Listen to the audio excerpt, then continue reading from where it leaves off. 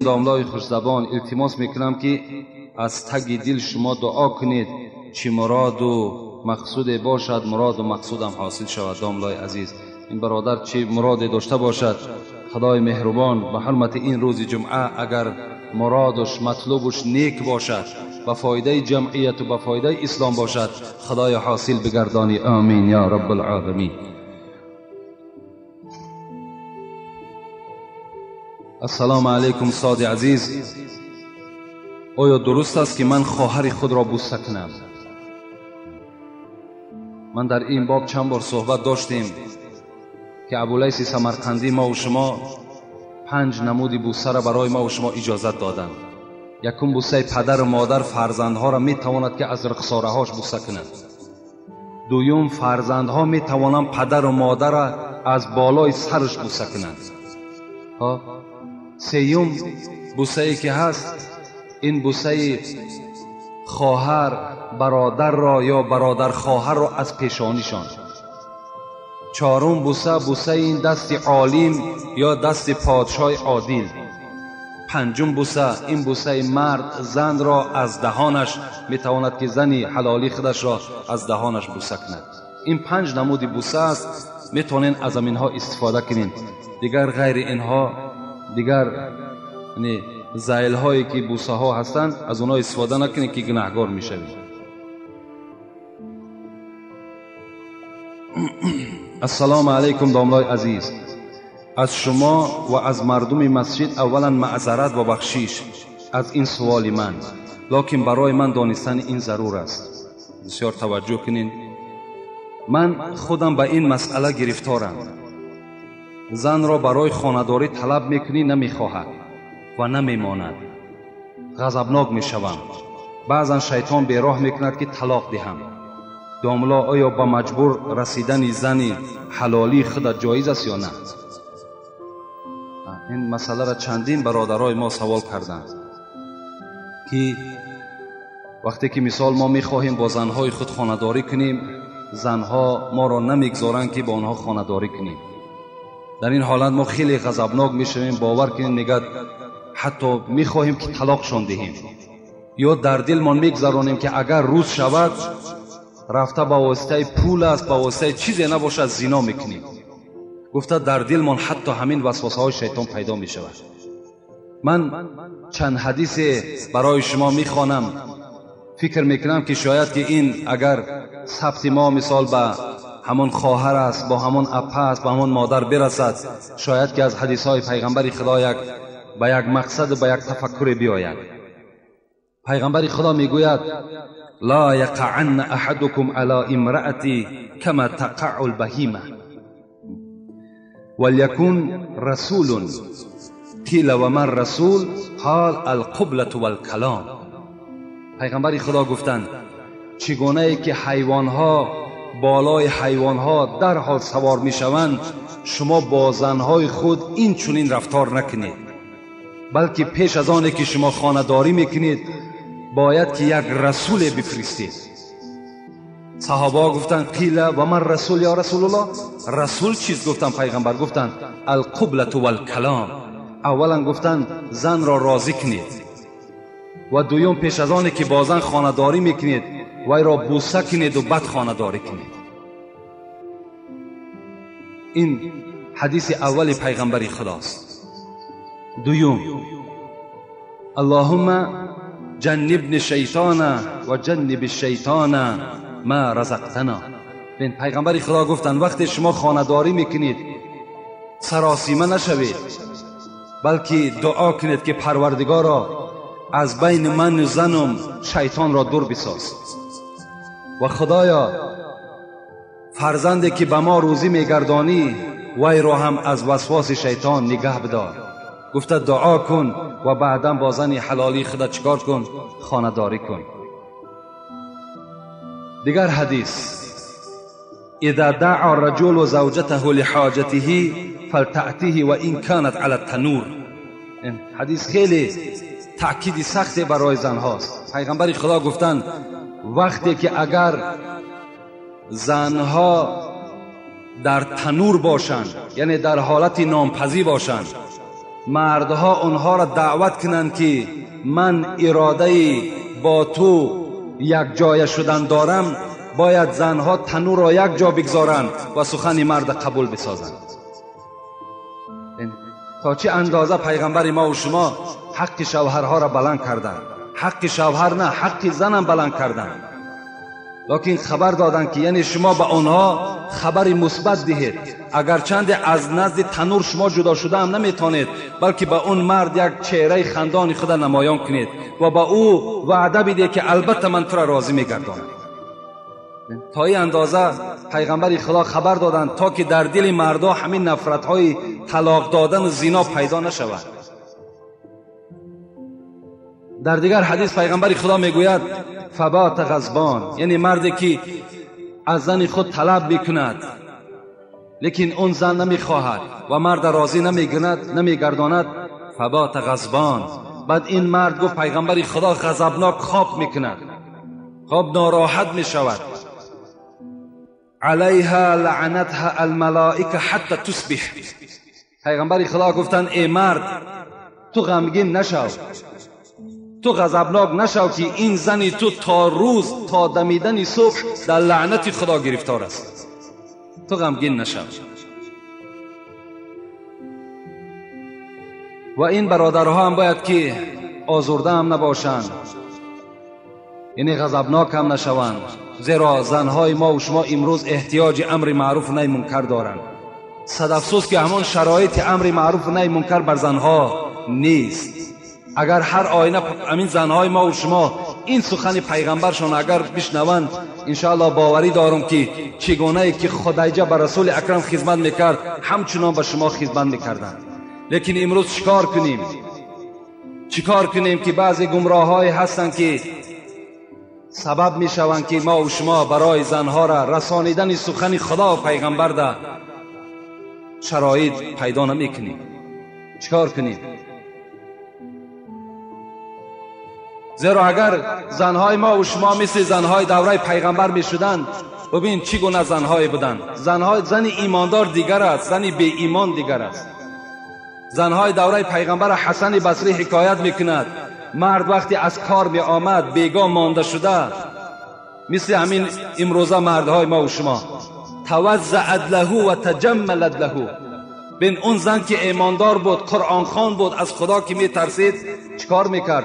طهارت میکرد میگرد و تجملت و سرمه میزد، اسمه میکشید، خوشبویی میکرد و نزد مرد حاضر میشد و میپرسید که آیا بر من حاجت داری؟ زن از پیش خود میگفت حاجت داری؟ اگر مرد میگفت نه حاجت ندارم، چی میگفت؟ میگفت مادام حاجت نداشته باشی ای مرد خوش به حالت، اجازت نمیتی که 2 رکعت نماز در حق جان تو بخوانم. زن ایماندار چی گونه است؟ سخن زن ایماندار را گوش کنید و زن بی ایمان آزارش تماشا کنید. ای بی ایمانی همین ها هم، از اسلام دور شدن همین ها هم سببش کی است آخه؟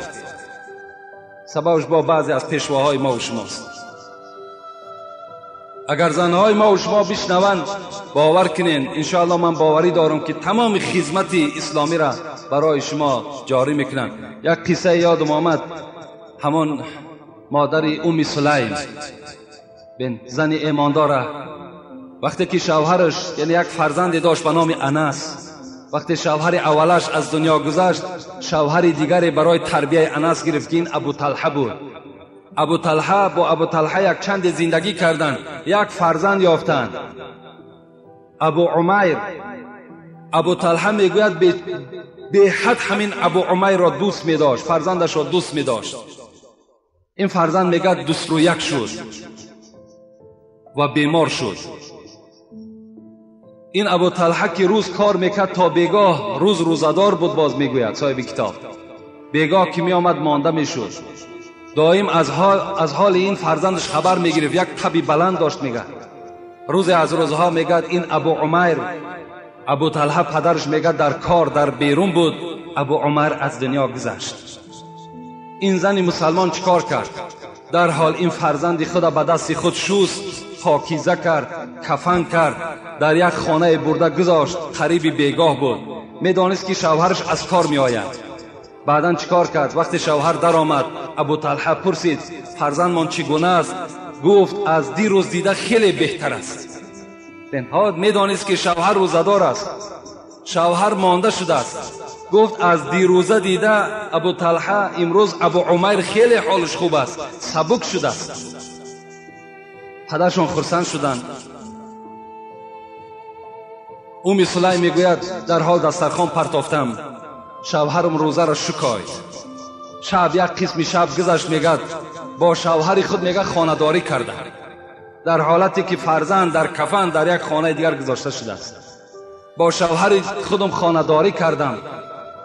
قسم صبح میگه شد و گفتم ابو طلحه اگر کسی بر کسی عاریت دهد، امانت دهد، عاریت، پس باید عاریت را نزد خود منع کنی یا که باید به صاحبش بر بگردانی؟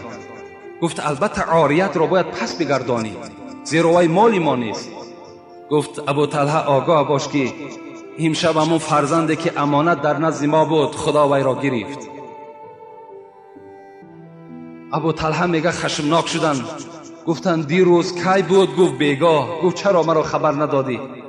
گفت ابو طلحه من دیدم تو خیلی خسته بودی، خیلی مانده بودی، روزدار بودی. اگر من به تو خبر این فوت فرزند خبر میدادم، هر آینه تو روزه را نمیشکایدی و تو باز خستگی تو زیادتر میشد. ابو طلحه میگه دوان نزد سرور کائنات محمد آمد و خبر داد که پیغمبر خدا امشب زن من این چنین معامله کرد، چی میگویی؟ گفت خداوند در این شب شما مبارک داد، این شب شما را خیلی شب مبارک گردانید.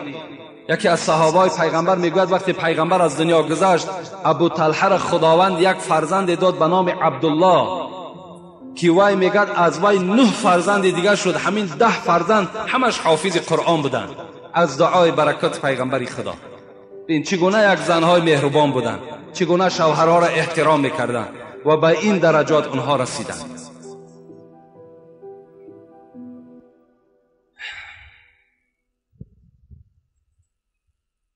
السلام علیکم. طلب از قوم مسجد. یک روز ما بین عصر و شام در مسجد یک حدیثی را خواندیم که اینجا تکلیف یکی امیرعلی شد که همین حدیث در جمعه شما خانه تا که همین ثبتی کسی توی شود و شاید یک زن گوش میکند و همین حدیث و به خلاصه می آید. این حدیث چنین بود، اینم طبق همین موضوع است. قال رسول الله صلی الله علیه و سلم ایما امرأة سأل زوجها الطلاق من غیر ما بأس فحرام علیها رائحة الجنه. پیغمبر خدا چی گفتند؟ گفتند که کدام زنی که از شوهرش طلاق را طلب میکند من غیر ما بأسین، از غیر آنه که هیچ لازم طلاق نبود، یعنی مقصد این که وقتی که میبیند همین مرد یک زمان دارا بود و امروز نادار شد، میبیند که تا دیروز از زنده میرسید، تمام نوشاکه ها میرسید، تمام لباس میرسید، امروز به سبب یعنی خرابی جمعیت و نیافتن کار و بار مرد امروز احتیاجمند شده است. این زن در حال چکار میکند؟ در حال از این شوهر طلاق طلب بکند و میگوید که من از تو چی دیدم؟ اگر زنی که این لفظ را استفاده کند، پیغمبر خدا گفتند فحرام علیها رائحة الجنه، بوی جنت از 500 سال راه بر جنتی ها میرسد. یعنی بین ما یک خوشبویی میزنیم، خوشبویی که مخلوق تیارش کرده است، ممکن که در مسافه 10 متر یا 20 متر به مشام شما برسد، لیکن بوی جنت چنان بوی زیبایی هست، پیغمبر خدا گفتند که از 500 سال راه به مشام جنتی ها میرسد. انا همین قدر مسافه دور همین بوی جنت بر دماغ همان زنی که از شوهر خودش طلاق طلب میکند نمیرسد. اعظم الناس حقا علی المرأة زوجها، پیغمبر خدا گفتن بزرگترین حق بر زنها از روی حق کی دارند؟ پدر و مادر؟ نه، بلکه شوهرهاشون. هر جایی که زن بخواهد که سفر کند از شوهر میپرسد. هر کاری را که انجام دهد باید از شوهر پرسد، دیگر از پدر و مادر نمیپرسد. زیرا بزرگترین حق بالای زنها وقتی شوهر میکنند این حق شوهر است. من دوست می‌دارم که بسیاری زنها وقتی شوهرها از کار میآیند با یک چهره خندان، با یک تبسم، اگرچند که مرد همان روز هیچ فایده هم نیاورده باشد، بلکه تسلی دهد که میلش امروز در نصیب تو نبوده است، در رزق تو نبوده است، مانده نشو، پروا نکن، انشالله فردا میابی، فردا هم نیافتی فردا دیگر میابی. من در ناداری تو، در داراگی تو طاقت کرده بودم، در ناداریت هم طاقت میکنم. این چنین اگر لفظا از زنی ما و شما، خواهرای ما و شما صادر شود، انشاءالله زندگی اونها خیلی نیکبخت می شود. باور کنید زندگی اسما را وقتی در کتاب میخواند انسان هیچگاه طاقت کردن نمیتواند. اسماء دختر ابوبکر صدیق بودند، یار اول پیغمبر خدا بودند، شخصی بودند که به 2 نفر سلام از خدا آمدگی است، یکی ابوبکر است یکی خدیجه است. همین دختر اسماء، دختر ابوبکر صدیق اسماء که میگه حامله بودم، وقتی میگه در خاندانم که شوهرم زبیر میگه به سفر برآمده بگی بود با همراهی پیغمبر خدا، در خانه چیزی یافت نمیشد، لیکن در همسایگیم یک یهودی زندگی میکرد، در دیگش میگه گوشت گوسفند میپخت، بوی گوشت گوسفند میگه خانه مرا فرا گرفته بود. من هیچ طاقت نکردم، به ناگاه خانه این یهودی داخل شدم و گفتم که حاجت بر آتش دارم. حالا که حاجت به آتش نداشتم، حاجت به همون گوشت گوسفند داشتم. این یهودی میگه در بالا یک ظرف میگه بر من آتش داد. گفت من گفت یهودی ها اون زمان هم پیغمبر خدا را دوست نمی داشتند، چگونه ای که امروز یهودی ها مسلمان ها را دوست نمی دارند. گشت آمدم در خانه، طاقت نکردم، بار دوم باز رفتم، گفتم احتیاجی به آتش دارم. باز میگد آتش داد و گوشت نداد. میگد باز گشت آمدم، 3م بار رفتم، باز همچنان معامله کرد. به ناگاه دستم برداشتم و گفتم پروردگارا خدایا، گفتم دیگر دادرسی به جز تو من ندارم، در دل همین یهودی داخل کن تا که در یک ظرف برای من طعام روان کند. دیگر هیچ طاقتی ندارم، به جز همین طعام امروز هیچ چیز برای من محبوب تر نیست. دعای من میگد به نشان خود رسید. به ناگاه میگه شوهر همون یهودی آمد و از زن خود پرسید که امروز کسی ما را سراغ نکرد؟ گفت به جز همین زن عرب دیگر کسی سراغ نکرد. گفت چی گفت؟ گفت از من آتش پرسید خلاص. گفت ای زنه، گفت در یک ظرف گفت گوشت و آب همین شوربای گوشت پر کن و برده بر همین همسایه عرب بده، تا اگر بر او طعام ندهی این طعام تو برای من حرام است، من نمیخورم. این دعای اسماء در نزد خدا قبول گشت. در همین خیل شرایط ها اون زنها چکار کردن؟ طاقت کردن و شوهرهای خدا احترام کردن. خدا رحمت کند سعدی را چی میگد؟ زنی خوبی فرمانبری پارسا، کند مردی درویش را پادشاه.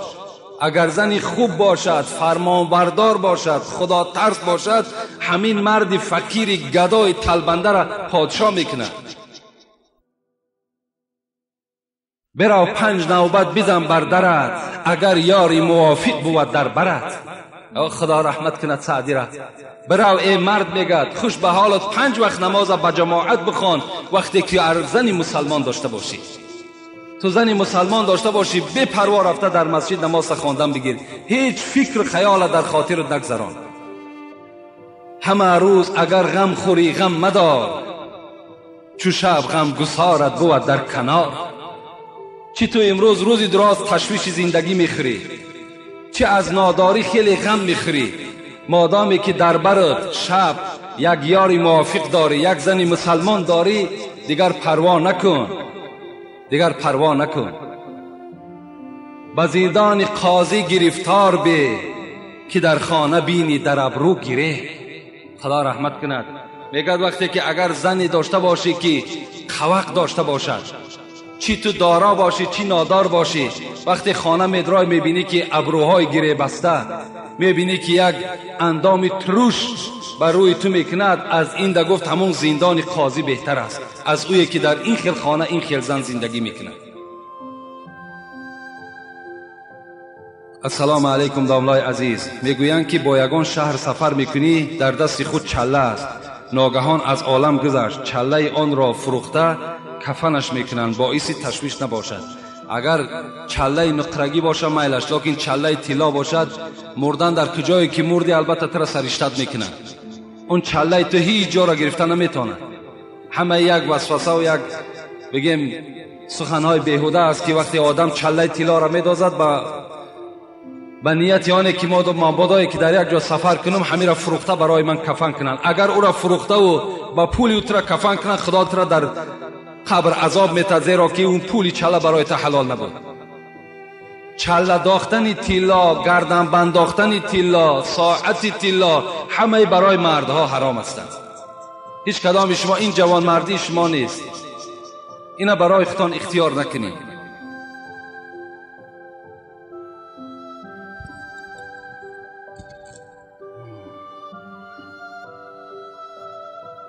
السلام علیکم داولای عزیز. التماس به سوال من جواب گردانید. وقتی که من به یگان کس میگویم نماز خوان یا زنا نکن، عرق نخور، میگوید که هر یک کار بر رضای خدا میشود. خدا راضی شد من زنا کردم. میگوید نمیشود که من هم زنا کنم، عرق خورم.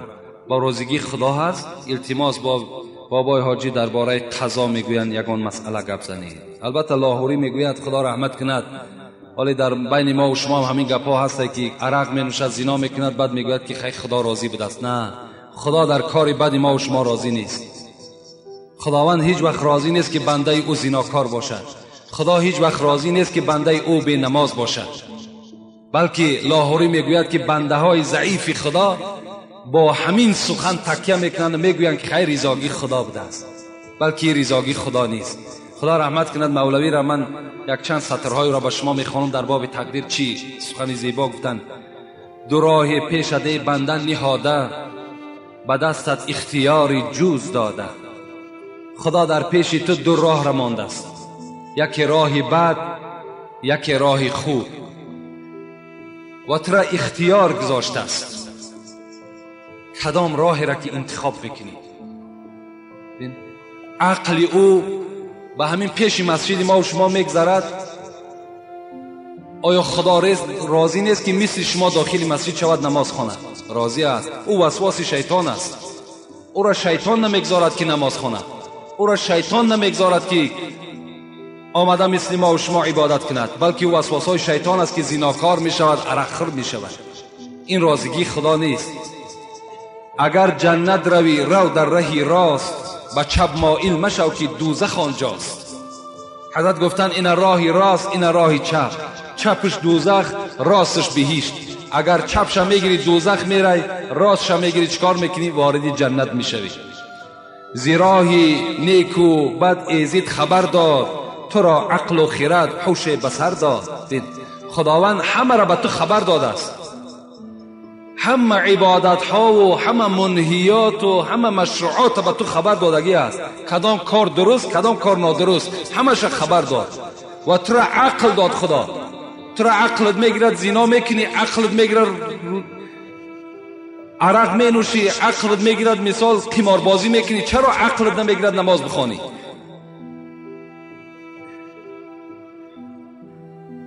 خدا را جو، خدا را جو، خدا را بگو ذکر و بیمان چون و چرا را.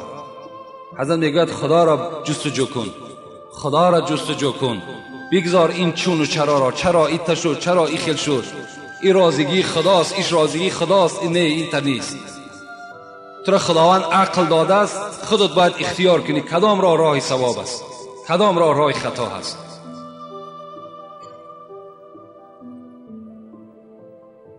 سوالهای خیلی زیاد. السلام علیکم ای داملایی که فخر ما هستی. از جواب سوالهایی که پر از آیت و حدیث و شعر عبارت از قناعتمند میشویم. داملا، من در منت یک رفیقم گرفتار شدم که چند وقت پیش به من چند سوم یاردم کرده بود. از آزار بسیار آخر سوم یافته او را دادم. آیا حال منت کن چی هست و من چی رفتار کردم؟ یعنی یک برادر از کسی سوم یاردم کرده است و بعدا منتش میکند که یعنی تو با سوم من بود که مثال روزگار تا پیش بردی و شرایط تا خوب کردی گفته این برادر خیلی مانده شده است از حساب منت همون آدم. برای همین این آدم چیکار کرده است؟ رفته است از گجای باز سوم یافته است و برده آن مقدار سومی که همون یاردم کرده بود همون مقدار پس گردانده داده است. آیا کاری من درست است یا غلط؟ گفته از ما سوال کردند. انشاءالله این در جواب خیلی پره در اینجا موجود بود.